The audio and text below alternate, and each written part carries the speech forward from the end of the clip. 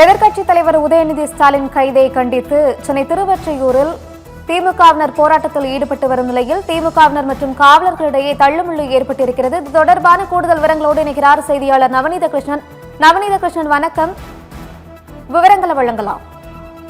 நிச்சயமாக நிகிதா, எதிர்க்கட்சி தலைவர் உதயநிதி ஸ்டாலின் கைதை கண்டித்து திருவொற்றியூர் மட்டுமல்லாமல் ஆர்கே நகர், ராயபுரம், அதே போன்று சென்னை பல இடங்களில் அவருக்கு ஆதரவாக அவர் விடுதலை செய்ய கோரி திமுகவினர் போராட்டத்தில் ஈடுபட்டு வருகிறார். இதன் ஒரு பகுதியாக திருவொற்றியூர் கிழக்கு பகுதி செயலாளர் தனியரசு தலைமையில் திமுகவினர் சாலை மறியலில் போராட்டத்தில் ஈடுபட்டனர். அவர்கள் போலீசார் குண்டுக்கட்டாக தூக்கி சென்று கைது செய்து தற்போது அழைத்து சென்றிருக்கின்றனர்.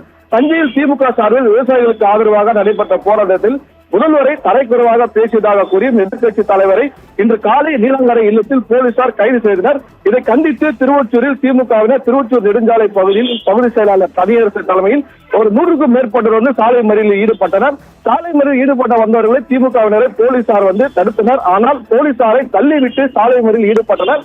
சாலையில் அமர்ந்தும் படுத்துக் கொண்டும் திமுகவினர் தாவேக அரசுக்கு எதிராக கோஷங்களை எழுப்பினர். உடனடியாக எதிர்க்கட்சி தலைவர் உதயநிதி ஸ்டாலினை விடுதலை செய்ய கோரி கோஷங்களை எழுப்பினர்.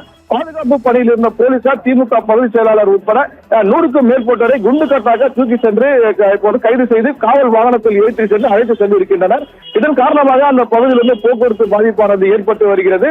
அவர்கள் தனியார் திருமண மண்டபத்திற்கு அழைத்து செல்கின்றனர். அதே போல அஜாக்ஸ் பகுதியில் பகுதி செயலாளர் அருள்தாசன் தலைமையிலும் அந்த சாலை மறியலில் ஈடுபட்ட அவர்களும் கைது செய்திருக்கிறார். பிம்கோ நகர் பகுதியில் முன்னாள் சட்டமன்ற உறுப்பினர் KP சங்கர் தலைமையில் சாலை மறியல் நடைபெற்றது. அவர்களையும் போலீசார் கைது செய்தனர். இப்ப தொடர்ச்சியாக உதயநிதி ஸ்டாலினை விடுதலை செய்ய கோரி திமுகவினர் பல பகுதிகளில் சாலை மறியல் போராட்டத்தில் ஈடுபட்டு வருகின்றனர். நிகிதா.